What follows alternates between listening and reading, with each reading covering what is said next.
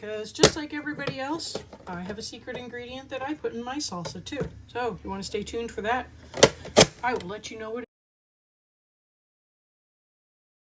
is. Hello, howdy, and welcome. I'm Kathryn, and I'm the Aerogarden Homesteader, and today we are making salsa. So I went through and I washed my tomatoes and everything else. All of this is from the garden. I'm going to go through and I'm going to core my tomatoes using this spiffy little tomato corer. I'm going to cut them all in half at least, and I want to get as many of these seeds out as possible. Mostly I just want to get the liquid out. So I got a little garbage can over here. And then once I got that all cleared out,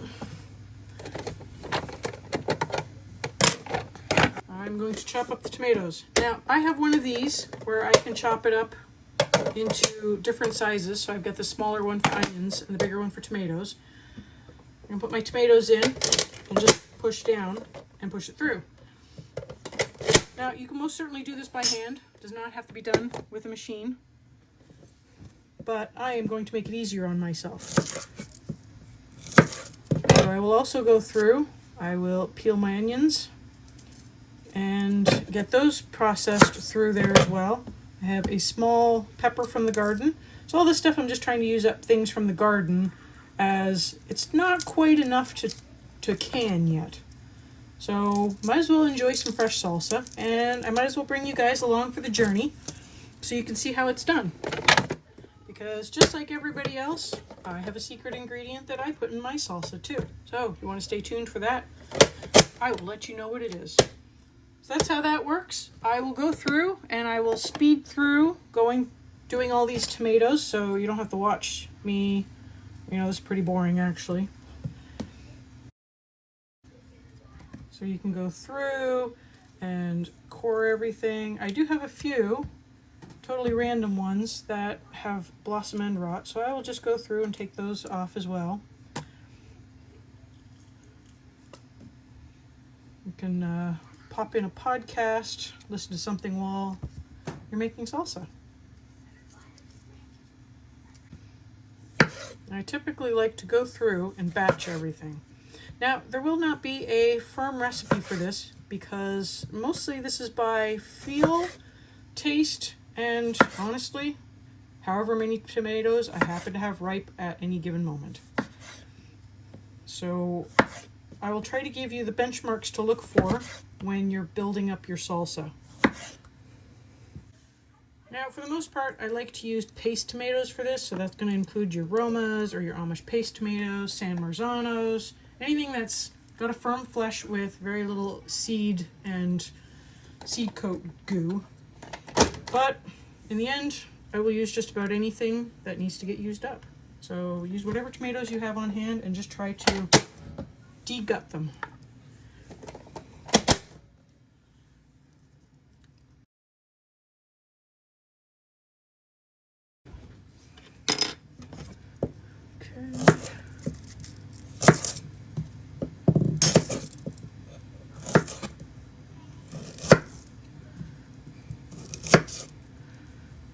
I do like to keep my ends and save those for soup stock.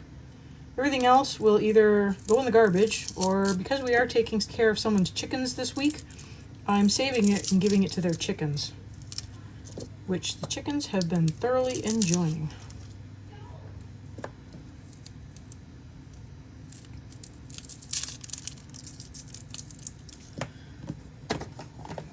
I like to switch my blade to a smaller blade for the onions and the peppers. I always store my blade sharp side down so I don't accidentally cut myself, because accidents happen and we would like to keep those kinds of accidents to a minimum. Okay, this is a pretty wonky pepper from the garden, which does not appear to have any seeds in it. So much for seed saving. Okay.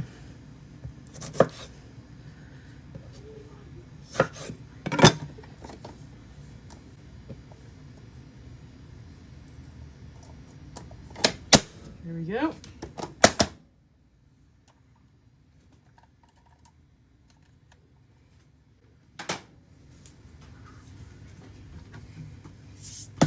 Okay, got some salt and pepper. We're going to start spicing this up a little.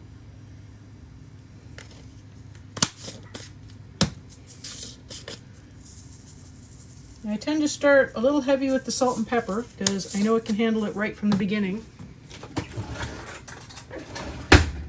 But after I get a little bit in, at that point, I start to lighten up because I don't want to oversalt it. I'm not sure you can actually put too much pepper in anything, but I wouldn't want to test that out with this batch of salsa. Okay, now believe it or not, my secret ingredient has been sitting out here in front of you the whole time. And you're thinking, what, limes? Nope, it is lime zest. So for those of you who don't like cilantro because it tastes like soap, which I'm sorry, that's just terrible, go ahead and zest your lime. To me, cilantro actually has a bit of a lime-like taste to it. And if you're tasting soap, go ahead and put in the zest of your lime to give it a little extra boost of lime. Now, it's obviously not a perfect replacement for cilantro, especially since it only tastes like soap to you, but for that extra boost of lime, this is a great way to go. And if you do like cilantro, go ahead and put a whole bunch in. I don't have any fresh right now, so I'll be putting in some that I dried from last season. But I will go through and I will add the zest of at least 2 of these limes. And then I will put the juice in as well. And then I will give it a taste. So at that point, I want to taste to see if it's salty enough, if it's got enough acid in it, and just see what the balance is like. Now, I did not put anything spicy in here because the people who are going to be eating it, I have kids, they don't like spice. But if you want to put in spice, you can add in your jalapenos or anchos or whatever pepper you have growing. You could also add in like a Tabasco type product, a hot pepper sauce. But I generally, if I'm going to add like a hot sauce, I will put that in after I have tasted it because I want to get the salt and acid right before I blow out my taste buds, if you know what I mean. Okay, so I'm going to roll my lime a little bit. Who knows if it actually works or not, but it definitely softens it up and makes it easier to squeeze. Okay. It's got a handy dandy little juicer on it, so I might as well take advantage of it, especially since I got it dirty with the tomato juice.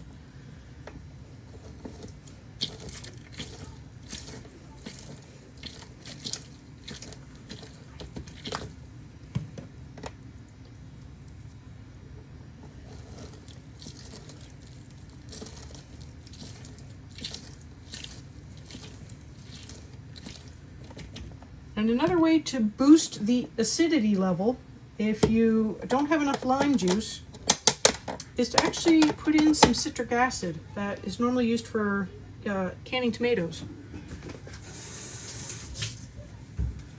A little goes a long way.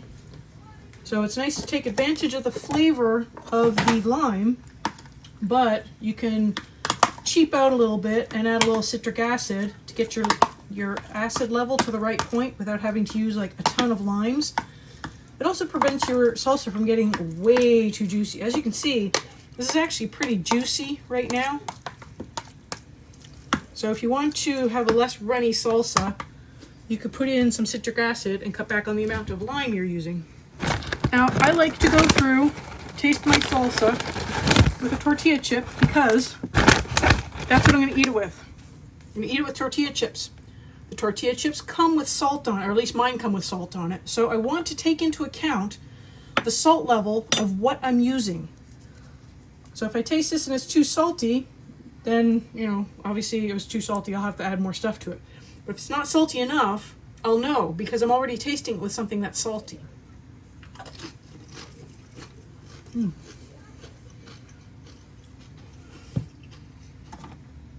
So I will need the rest of this lime. And it will need more salt.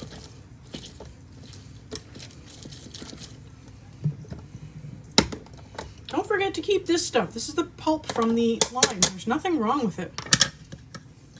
Now, if this was a lemon, obviously I wouldn't want to put the seeds in, but the lime stuff, you keep that. That's gold. That'll give you some extra flavor there. Okay, I'm gonna put in a little more salt. I'm gonna start being a little easy on the salt here, because at this point I definitely don't want to oversalt it. But it definitely needs more salt. Probably needs a little more pepper too. I didn't really get any taste of the pepper at all. But pepper is something you can kind of add that after you've gotten your salt and acid level to the right point, because it doesn't really affect, you know, the acid or salt level. I feel like that's the more important aspect to this fresh salsa. You really want that acid and that salt level dialed in. So when I taste it, I generally try to get a bit of the juice, because that's where the salt is going to be dissolved.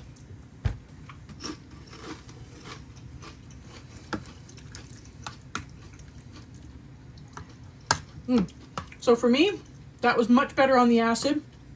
I think it still needs a hint more salt. At this point, I'm just going to sprinkle it in instead of going to town on it.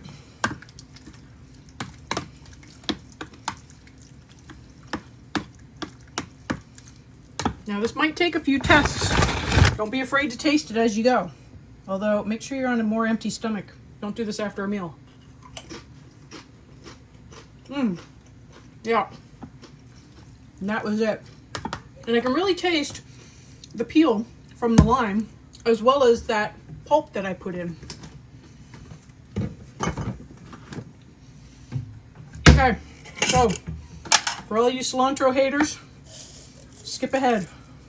So I'm putting in a little bit of dried cilantro because that's just what I happen to have. Just gonna crush it up between my fingers a little bit, break it up a little. Normally, for this amount of tomatoes, I'd probably use about half a bunch. Actually, I'd probably use the whole bunch, because what are you going to do with half a bunch of leftover cilantro? But you know what I mean. It doesn't need a whole bunch of cilantro if you have other uses for cilantro. If you just need to get rid of the cilantro because it's going to go bad in your fridge, you might as well put the whole thing in. So I don't know if you can really see. Could stand for a little bit more cilantro, but that's pretty good right there. So at this point, if I wanted to spice it up, because, you know, the kids aren't eating it, I would add I've got some Chipotle Tabasco sauce I could add, or I could put in spicier peppers. But at this point, once I have the acid and the salt dialed in, it is customizable, and you can do whatever you want with it at that point. So forgo the cilantro if you don't like it or don't want it or don't have it. But at that point, this is done. So I'm going to put it in a jar, and I really want it to marinate overnight. So a couple of hours would be good. Overnight would be better. And this is how I make my salsa, and that is my secret ingredient. If you found this helpful, it would be really nice if you can hit that like button, share it with other people, subscribe if you haven't already. I plan on doing more recipes to show you how to use things from your garden. I'm also still going to be going ahead with Aerogarden stuff because I really want to get my Aerogardens up and running for winter harvesting. I've got harvesting out in the outside garden that I can show you about for that, more recipes. So stay tuned, make sure you subscribe, and I will see you next time. Happy Aerogardening! This is a quick update on the seedlings for this week. As you can see in the back, the celery has gotten quite big. I will be moving that to a bounty soon, probably in the next day or so. I did end up splitting up some of the celery from those other ones in the back that had multiples in them because, I mean, the seeds were just so small, you can't help but put more than one in. So I'll be moving those to a bounty. I did end up with more than I planned on having, but I guess we'll see what happens. These are the kale. I'll be moving those to a sprout real soon. My tomato is just starting, and I think I got a pepper just starting as well. And the cucumber here in the front definitely needs to get moved to its own bounty right away. So that's the update for this week. Stay tuned for plantings next week.